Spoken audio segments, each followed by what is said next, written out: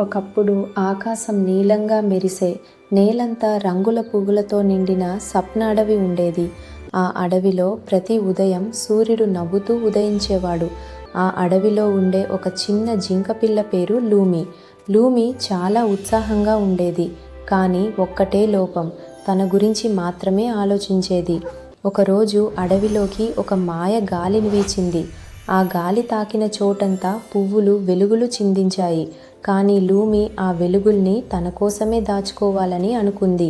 ఇవి నాకు మాత్రమే కావాలి అని అనుకుని పువ్వుల మధ్య పరుగెత్తింది. ఆ క్షణంలోనే ఆకాశం నుంచి ఒక మెరిసే నక్షత్రం కింద పడింది.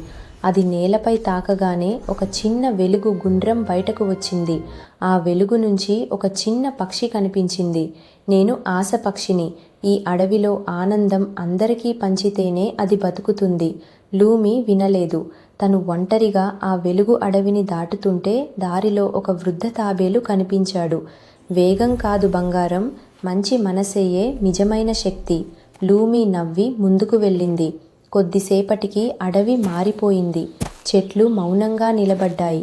రంగులు మసకబారాయి. ఆడుకుంటున్న పిల్ల జంతువులు కనిపించలేదు. లూమీకి భయం వేసింది. అప్పుడు ఒక వంతెన దగ్గర చిన్న ఎలుగుబంటి ఏడుస్తూ కనిపించింది. వంతెన విరిగిపోయింది. లూమి మొదట సహాయం చేయకుండా వెళ్ళిపోదామని అనుకుంది. కానీ ఆశ పక్షి మాటలు గుర్తొచ్చాయి.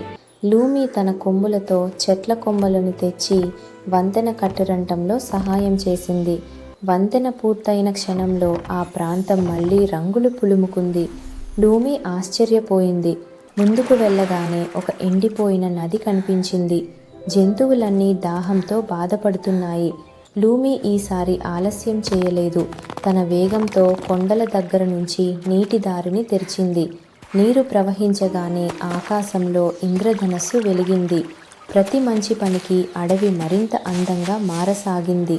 చివరగా లూమి ఒక పెద్ద చీకటి గుహ దగ్గరకు వచ్చింది. అందులో చిన్న జంతువులు భయంతో దాక్కున్నాయి.